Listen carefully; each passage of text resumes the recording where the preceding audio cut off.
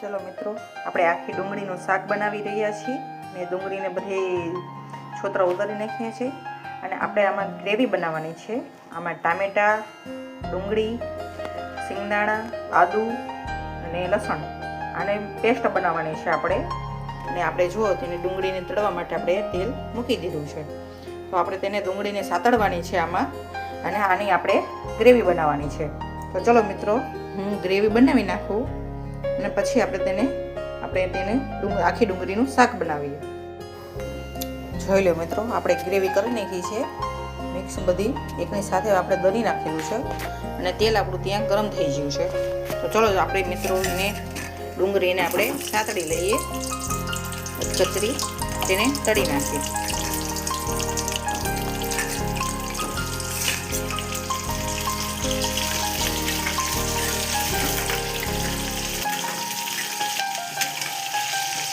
જ્યાં લગી રાતી ના પડે ત્યાં લગી તેને તળવાના છે આપણે.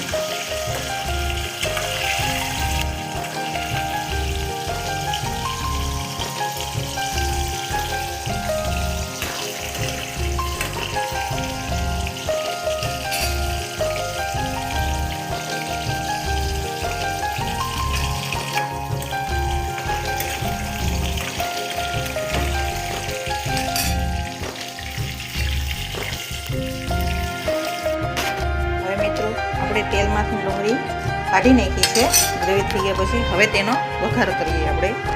તો તમે એમાં રહી જીરું બંને નાખી શકો છો અને ના નાખવો તો પણ ચાલશે. હું માત્ર જીરું નાખી રહી છું. થોડી હિંગ નાખી. હવે તેમાં છે આપણે જે ગ્રેવી બનાવી છે તે ઉમેર્યું.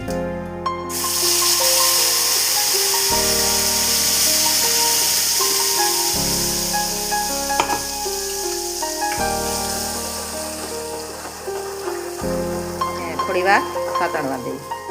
ગ્રેવીને થોડીક રતાશ પડવા દેવી પડશે. પછી તેમાં આપણે મસાલા બધા મિક્સ કરીશું. ત્યાં લગી આપણે ગ્રેવીને ઘડી સાતળવા દેવી. તેમાં થોડું મીઠું, સ્વાદ અનુસાર થોડી હળદર નાખીએ.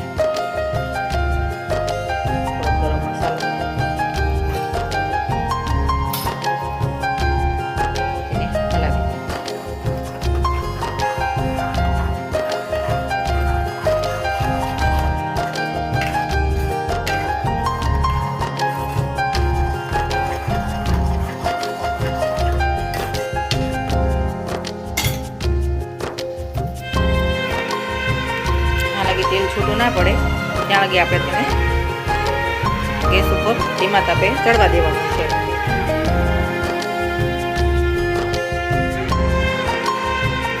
જોઈ રહ્યા છો મિત્રો, એકદમ બાર ધાબા જેવું શાક બની રહ્યું છે. ગ્રેવી તમે જોઈ શકો છો તમારી.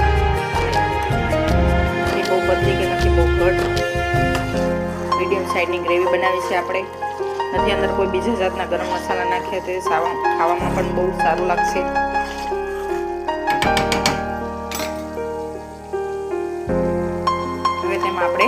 આપણે ડુંગળી ઉમેરી શકીએ છીએ.